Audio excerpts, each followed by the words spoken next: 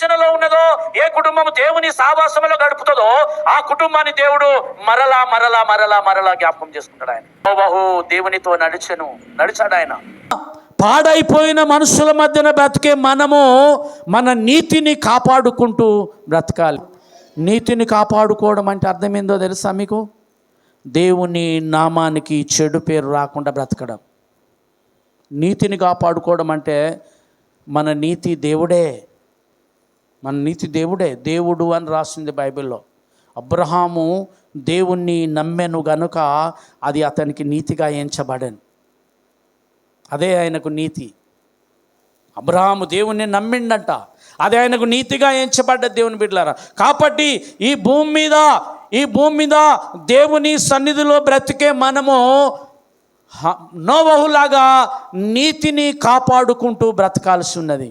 నిందారహితులుగా బ్రతికినప్పుడు అనేకులు మనల్ని ఆకర్షిస్తారు. అనేకులను ఆకర్షించగలం మనం ఈ భూమి మీద. ప్రైజ్ ద లార్డ్, హల్లెలూయా. ఇంకొక వ్యక్తిని కూడా చూద్దాం. ఆదికాండం 17వ అధ్యాయం 1వ వచనం చదవండి. ఆదికాండము 17 1వ వచనం త్వరగా. అబ్రహాము 99 ఏళ్ల వాడైనప్పుడు యెహోవా అతనికి ప్రత్యక్షమై, నేను సర్వశక్తి గల దేవుడను, నా సన్నిధిలో నడుచుచు నిందారహితుడవై ఉండుము. ఎక్కడ బ్రతకాలంట చెప్పండి, అందరు చెప్పండి. నా సన్నిధిలో నడవండి, నాతో నడవండి, నా సహవాసములో నడవండి.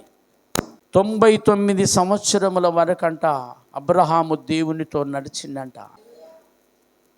ఎట్లా బ్రతికిండంట ఈ భూమి మీద అంటే నిందారహితుడుగా బతికిండంట.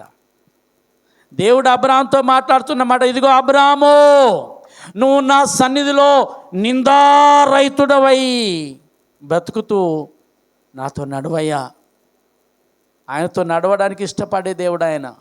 అబ్రహాము దేవుని మాట వింటూ, దేవుని సావాసములో గడుపుతూ, దేవునితో నడుస్తూ బ్రతికిండు. కాబట్టి దైవజనమ ఏమొచ్చిందో ఒకసారి చూద్దాం. అబ్రహాము దేవునితో మాట్లాడితే ఏమన్నాడో 17:6 చదవండి. దేవునితో నడిస్తే మనకేం లాభం వస్తుందో, నీకు అత్యధిక సంతానాభివృద్ధి కలుగజేసి నీలో నుండి జనములు వచ్చినట్లు నియమించుదును, రాజులను నీలో నుండి వచ్చెదరు. ఆమేన్. యవనస్తులు ఈ మాట గుర్తుపెట్టుకోండి. దేవునితో నడిస్తే ఏం చేస్తాడంట ఆయన? దేవునితో నడిస్తే, నువ్వు నాతో నడిచినట్లయితే నేను నీకు సంతానాభివృద్ధి కలుగజేసేదను. మేన్. సంతానం ఉందా అప్పటికి అబ్రహాముకు? లేదు. అబ్రహాముకు సంతానం లేదు, అబ్రహాముకు పిల్లలు లేరు. అయినప్పటికీ దేవుడు వచ్చి మాట్లాడుతూ ఉన్నాడు, అబ్రహామా, నువ్వు నాతో నడువు, నాతో కలిసి నడువు, నిందారహితుడిగా బ్రతుకు. నువ్వు నాతో నడిచినట్లయితే నీ గర్భములో నుండి నేను నీకు సంతానాభివృద్ధి కలుగజేస్తా. అంత మాత్రమే కాదు, నీకు సంతానాభివృద్ధి మాత్రమే కలుగజేయడమే కాదు, అది సామాన్యమైన సంతానం కాదు, నీ గర్భములో నుండి రాజులను నేను తీసుకొని వస్తా అంటాను. దేవునికి మహిమ కలుగును గాక. దైవజనమా, ఎంత అద్భుతం. అందుకే హానోకు 360 సంవత్సరములు బ్రతికి దేవునితో నడిచిండు. నడవడమే కాకుండా దేవుడు అతనిని కొనిపోయాను అని రాసింది. ఆమేన్, హల్లెలూయా. దేవుడు ఏం చేసిండంట? అతనిని కొనిపోయాను. ఇప్పుడు దేవునితో నడవడం అంటే ఏంటిదో ఒకసారి మనం చూద్దాం. దేవునితో నడవడం అంటే ఏంటిదో చూద్దాం. 24వ అధ్యాయం, ఆదికాండం 24వ అధ్యాయము 40వ వచనం చదవండి నాన్న. 40వ వచనం కూడా చదవండి. 24:40 వచనం త్వరగా. ఆ స్త్రీ నా వెంట రాదేమో అని చెప్పినందుకు అతడు ఎవని సన్నిధిలో నేను జీవించుచున్నానో ఆ యెహోవా నీతో కూడా తన దూతను పంపి నీ ప్రయాణమును సఫలము చేయును గనుక నీవు నా వంశస్థులలో నా తండ్రి ఇంట నుండి నా కుమారునికి భార్యను తీసుకొని వచ్చదవు. ఆమేన్, హల్లెలూయా. నా వైపు చూడండి దైవజనమా. ఎవరికైతే దేవునితో నడిచే అనుభవం ఉంటుందో, ఎవరైతే దేవుని సహవాసములో బ్రతుకుతారో, దేవుని ప్రజలతో సహవాసం చేసి దేవుని ప్రజలతో కలిసి దేవుని సన్నిధిలో ఎవరైతే గడుపుతారో, ఇక్కడ రాసింది నీ ప్రయాణమును ఆయన సఫలము చేయును. అబ్రాహాము ఎలియాజరుతో మాట్లాడుతూ ఉన్నాడు, నా దేవుడు నీతో కూడా తన దూతను పంపిస్తాడు, అంత మాత్రమే కాకుండా ఆయన నీతో ప్రయాణము చేస్తాడు, ఆయన నీ కార్యమును సఫలము చేస్తాడు అంటా ఉన్నాడు. ఆయన మాట తప్పిండా దేవుడు? తప్పలేదే. ఎలియాజరు మార్గమందు ఉన్నప్పుడే రిబ్కా కలిసింది ఆయనకు. దేవుడు ఎలియాజరు యొక్క ప్రయాణమును సఫలము చేసిండు. దేవుని బిడ్డలారా, ఎవరైతే దేవుని సన్నిధిలో బ్రతుకుతారో, ఎవరైతే దేవునితో కలిసి నడుస్తారో హనోకులాగా, దేవుడు మీ ప్రయాణములను సఫలం చేయడమే కాకుండా దేవుడు కూడా మీతో ప్రయాణించి వస్తాడు ఆయన. ఆమేన్, హల్లెలూయా. దేవుడు మీతో నడిచే దేవుడు ఆయన, మనతో నడిచే దేవుడు ఆయన, మనతో ఉండే దేవుడు, మనతో కలిసి నడిచే దేవుడు. రాత్రింబగళ్ళు దేవుడు నీతో కలిసి నడిచే దేవుడు ఆయన. దైవజనమ, దేవుని సహవాసంలో ఉండడం వల్ల మొట్టమొదటి ప్రయోజనం ఇదైతే, రెండవ ప్రయోజనము చూద్దాం ఇప్పుడు. 8:15 వచనం. అతడు యోసేపును దీవించి నా పితరులైన అబ్రహాము ఇస్సాకులు ఎవని ఎదుట నడుచుచుండిరో ఆ దేవుడు నేను పుట్టినది మొదలుకొని నేటి వరకును ఎవడు నన్ను పోషించెనో ఆ దేవుడు అనగా సమస్తమైన కీడులలో నుండి నన్ను తప్పించిన దూత. ఎన్ని అద్భుతాలు దేవునితో నడిస్తే. హల్లెలూయా. దేవునితో కలిసి నడవడం వల్ల మొట్టమొదటిది ఏందట అంటే, దేవుడు మనల్ని పోషిస్తాడంట. ఎవరు నన్ను పోషించారో ఆ దేవుడు అంటా ఉన్నాడు. ఆమేన్, హల్లెలూయా. ఇక్కడ అబ్రహాము, యాకోబు, ఇస్సాకులు దేవునితో నడిచినప్పుడు ఇక్కడ రాసుంది వారి పిల్లలను దేవుడు పోషించిండంట. ఆమేన్, హల్లెలూయా. ఆయన అంటాడు, నేను పుట్టినది మొదలుకొని నేటి వరకు నన్ను పోషించిండు ఆ దేవుడు. ఆమేన్, హల్లెలూయా, హల్లెలూయా. నేను పుట్టినది మొదలుకొని నేటి వరకు అంటా ఉన్నాడు. అంటే విడిచిపెట్టిండా ఎప్పుడైనా దేవుడు? విడిచిపెట్టినట్టేనా? లేనే లేదు. ఎన్నడూ దేవుడు వారిని వదిలిపెట్టలేదు, నిబంధన చేసుకొని వదిలిపెట్టలేదు. ఆమేన్, హల్లెలూయా. నిబంధనతో పోషించాడు ఆయన, నిబంధన చేసుకొని పోషించాడు ఆయన, వదిలిపెట్టకుండా విడువక కాపాడిండు ఆయన. పోషించను. తర్వాత ఆ దేవుడు అనగా సమస్తమైన కీడులలో నుండి నన్ను తప్పించిన దూత. చాలు హల్లెలూయా. ఆగక్కడ. పోషించడమే కాదు, సమస్తమైన కీడులలో నుండి తప్పించే దేవుడు ఆయన. ఎవరైతే దేవుని సహవాసములో బ్రతుకుతారో, ఎవరైతే దేవునితో కలిసి నడుస్తారో, ఏ కుటుంబము దేవుని సహవాసాన్ని ప్రేమిస్తుందో, దేవుని సహవాసాన్ని ప్రేమించే కుటుంబాన్ని, దేవునితో నడవడము ప్రేమించే కుటుంబాన్ని, దేవునితో నడవాలనే ఆశ కలిగిన కుటుంబాన్ని, దేవుణ్ణి విడవక దేవునితో నడిచే కుటుంబాన్ని ఆయన విడవక పోషించే దేవుడు. సమస్తమైన కీడులలో నుండి ఆయన కాపాడుతాడు. దేవునికి మహిమ. దావీదు అంటాడు, నా మరణము నాకు అడుగు దూరంలోనే ఉన్నది అంటాడు. ఒక్క అడుగు దూరంలో దావీదును మరణం నుండి తప్పించిండు ఆయన. ప్రైజ్ ద లార్డ్, హల్లెలూయా. ఇంకా చదువున్నాను, మిగతా చదువు. ఈ పిల్లలను ఆశీర్వదించిన గాక, సమస్తమైన కీడులలో నుండి నన్ను తప్పించిన దూత ఈ పిల్లలను ఆశీర్వదించిన గాక. ఈ పిల్లలను, ఆమేన్, హల్లెలూయా, హల్లెలూయా. ఈ పిల్లలను ఆశీర్వదించే దేవుడు ఆయన. మన పిల్లలను ఆశీర్వదించే దేవుడు. ఏ కుటుంబం అయితే దేవునితో కలిసి నడుస్తుందో, దేవునితో కలిసి బ్రతుకుతుందో, దేవుని సావాసంలో కొనసాగుతూ ఉంటుందో ఎడతెగక, ఏదైతే హానోకు 365 సంవత్సరాలు దేవునితో ఎడతెగక నడిచిందో, అబ్రాహాములాగా ఆయనతో కలిసి నడిచిన కుటుంబాన్ని, ఇస్సాకులాగా దేవునితో కలిసి నడిచిన కుటుంబాలను ఎన్నడూ ఆయన విడవక పోషించే దేవుడు.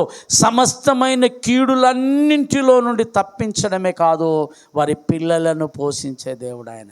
ఎన్ని మేలులో దేవునితో కలిసి నడిస్తే.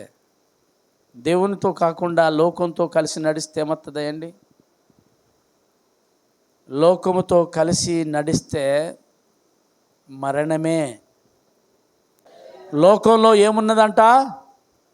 లోకంలో నేత్రాశ, లోకాశ, జీవపు డంభము.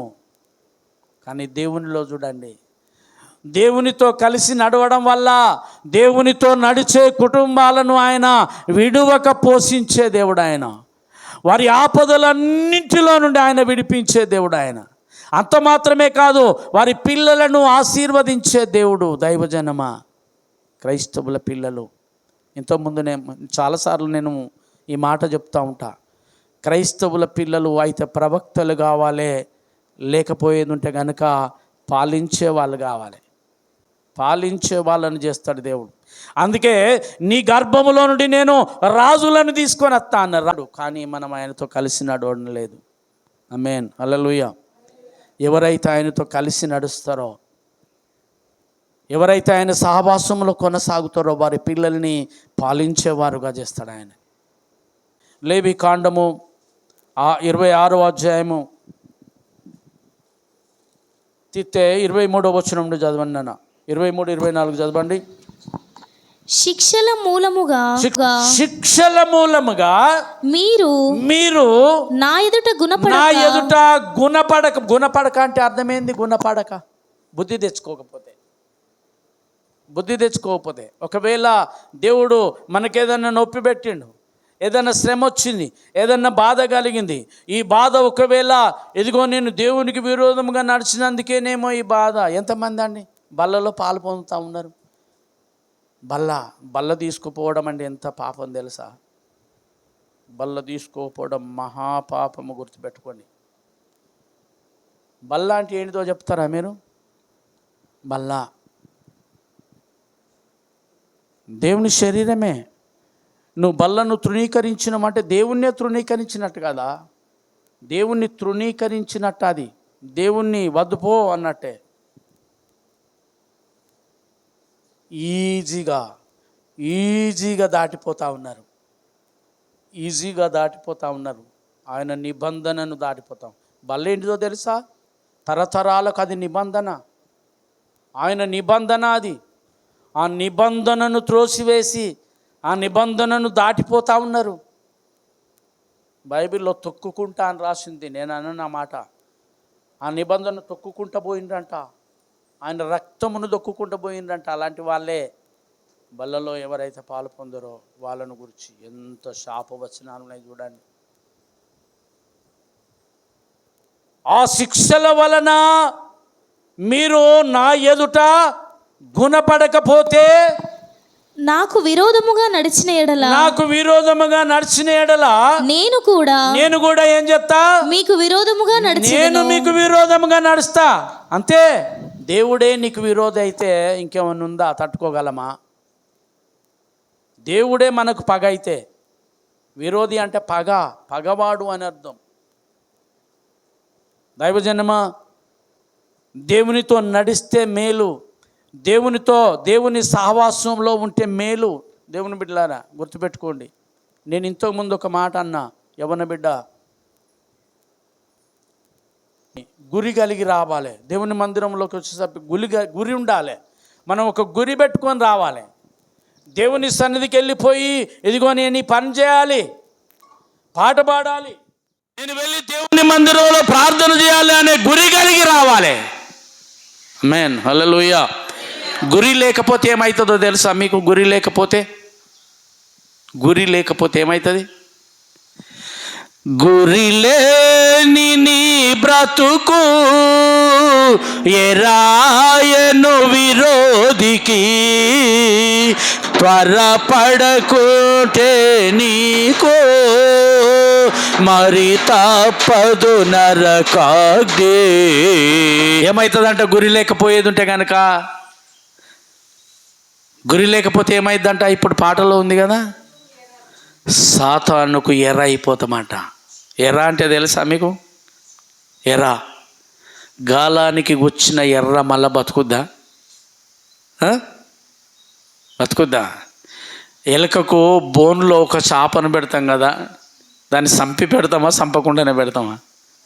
అంతే. సాతాను నోట్లోకి పోతావు, జాగ్రత్త. గురి లేని బ్రతుకులు, గురి లేకుంటే సాతాను నోట్లోకి వెళ్ళిపోతాం. యవ్వన బిడ్డలు, యవ్వనులకు చెప్పిన మాట ఇది.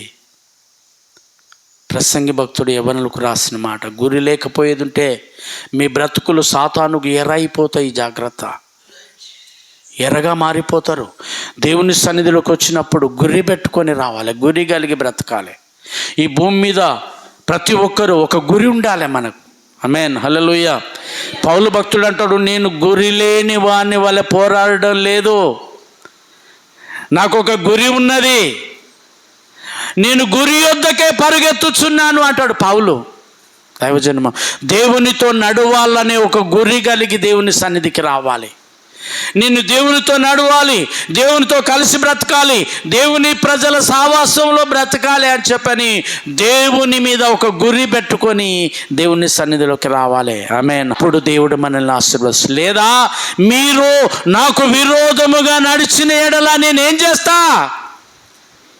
ఏం చేస్తాడంట ఆయన? చదువునాను ఆ మాటలు, చదువు. లేవికాండం 26వ అధ్యాయం 21 నుంచి చదువు ఆ మాట.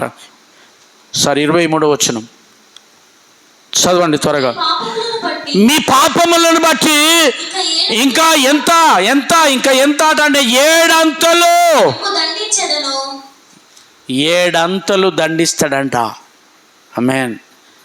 దేవుని సహవాసంలో ఉండకపోవడం పాపమే. దేవుని మందిరంలో దేవుని ప్రజలతో కలిసి దేవుని సహవాసములో ఉండకపోవడం అనేది పాపము. ఆయన సహవాసములో నడవకపోవడం పాపము.